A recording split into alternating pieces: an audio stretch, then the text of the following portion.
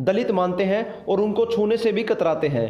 उनके हाथ का छुआ हुआ आज तक बहुत सारे हिंदू नहीं खाते, लेकिन क्या आप लोग जानते हैं कि वो हमारे या आपके पूर्वजों से कहीं ज़्यादा बहादुर पूर्वजों की संतान है।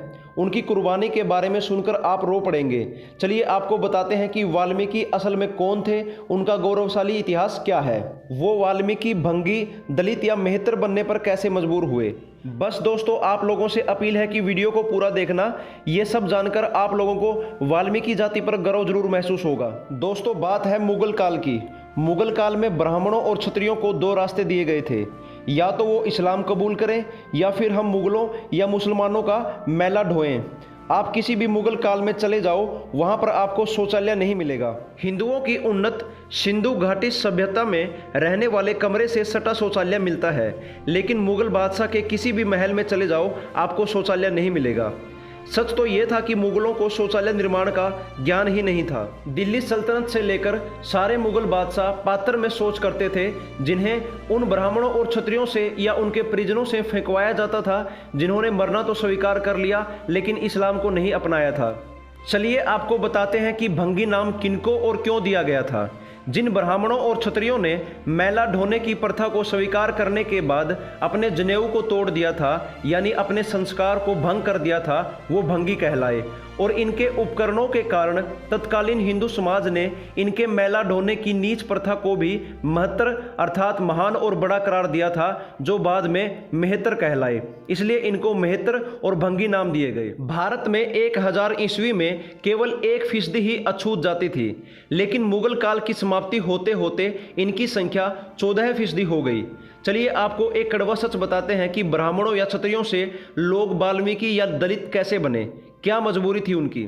आप लोगों को ये तो पता होगा कि मुगल काल में हिंदुओं से जबरदस्ती इस्लाम कबूल करवाया जाता था। लोगों को मारकर या गर्म तेल में डालकर या जिंदा जलाकर या दीवारों में चिनवाकर हिंदुओं में इस्लाम का डर पैदा किया जाता था। इसलिए जो हिंदू डर के मारे इस्लाम धर्म स्वीकार कर लेते थे, उन्हीं के वंशज आज भारत में मुस्लिम आबादी के हैं। और जिस हिंदू परिवार ने मरना स्वीकार किया, वह पूरा का पूरा परिवार काट डाला गया। और जो हिंदू मैला ढोने की प्रथा को स्वीकार करते चले गए, वो भंगी या मेहतर कहलाए। डॉक्टर सुब्रमण्यन स्वामी लिखते हैं कि अनुसूचित जाति उन्हीं बहादुर ब्राह्मण या क्षत्रियों के वंशज हैं जिन्होंने जाति से बाहर होना स्वीकार किया, लेकिन मुगलों के जबरदस्ती धर्म परिवर्तन को स्वीकार नहीं किया।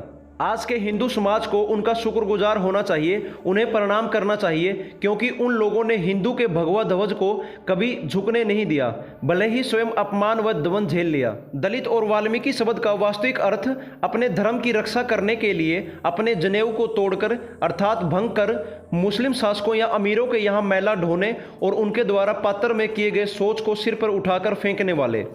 हमारे पूर्वजों ने खुद को अपमान का घूंट पिला लिया, लेकिन अपने धर्म को नहीं छोड़ा।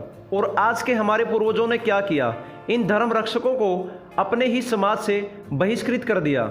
तब से हिंदू धर्म बुराइयों का घर बन गया, जो आज तक जाति प्रथा के रूप में बंटा हुआ है। इसलिए जो लोग अपने आप को जन्म से ऊंची जाति का मानते हैं, वो जरा शर्म करें और अपने उन भाइयों को गले लगाएं जिन्होंने धर्म की रक्षा के लिए अपने जन्म से ब्राह्मण और क्षत्रिय होने का त्याग कर नीच काम करना स्वीकार किया। इसलिए वो वाल्मीकि या दलित कहलाए, लेकिन है तो वो भी ब्राह्मण या क्षत्रिय। इसलिए याद रखो, अगर हिंदू एक नहीं हुए तो तुम्हें नष्ट होने से कोई नहीं बचा सकता। अगर ये लोग भी उस समय इस्लाम को स्वीकार करके मुसलमान बन गए होते, तो आज हमारे देश में मुसलमान ज़्यादा होते और हिंदू कम, और आज भी भारत पर इस्लाम का शासन होता। अगर आज देखा जाए तो हमारा भारत एक हिंदू राष्ट्र है, जो हमारे दलित या वाल्मीकि भाइयों की वजह से है। अगर उस समय वो मर गए होते या वो इस्लाम को स्वीकार कर लेते, तो आज भारत में 70% से भी ज़्यादा मुसलमान होते। उम्मीद करता हूं कि यह जानकारी आप लोगों को पसंद आई होगी। कृपया करके हमारे चैनल को सब्सक्राइब कर लें और इस घंटी को जरूर दबाएं और इस वीडियो को लाइक और शेयर करें। धन्यवाद।